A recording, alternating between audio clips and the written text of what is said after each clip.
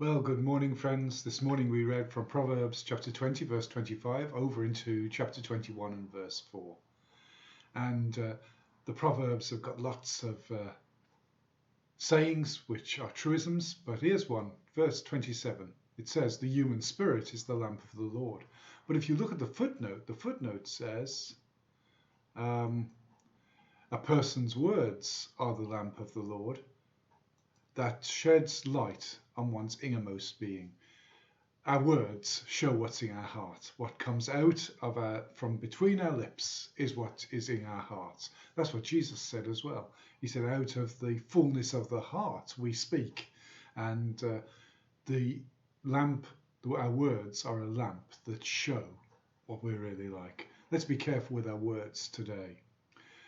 Love and faithfulness keep a king safe. Through love, his throne is made secure. And this is a warning that to rulers don't rule by fear, don't rule by threatening people, but rule in such a way that people love you. If you are a loving, faithful person, you will be safe on your throne because people will love you back. And this is how God rules our hearts. He doesn't rule us through fear, but he has demonstrated his love for us. And because he has loved us so much, we love him back.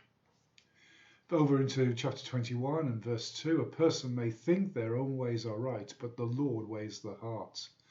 And how difficult it is to check our motives for what we do. This week has been a difficult week, and churches are advised not to meet on Sunday.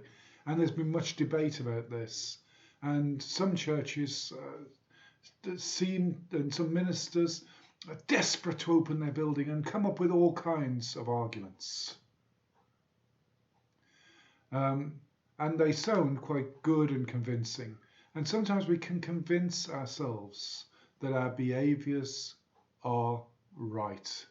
But the Lord weighs our hearts. We need to really check our motives in everything we do. For example, are we opening our church this week because we're afraid that we'll lose our congregations? Are we opening this week because our status depends on it? Are we opening this week because we're emotionally attached to the building or to the thrill of preaching? Let's really let the Lord weigh our hearts, not just on this matter, but on everything we do. We may think our ways are right. We can even come up with ways to justify wrong actions. But let's say, "Oh Lord, search my heart, try me, and see if there's any wicked way in me." Let's ask the Lord to really search us. To do what is right and just is more acceptable to the Lord than sacrifice. And again at this time, doing what is right to protect our communities and our loved ones is better than sacrifice. It's more acceptable to the Lord to protect those in need than it is to meet together to sing songs to him. It's more acceptable to the Lord to defend our communities by self-isolating if that's what is needed, than it is to gather together for worship. The Lord doesn't require our worship, but he asks us to do what is right and just. And I urge you, brothers and sisters, in this present crisis and at all times, to do what is right and just. That is more acceptable to the Lord than all of your offerings, all of your songs, and even all of your prayers. I trust the Lord will bless you today as you seek to serve him. The Lord bless you. Amen.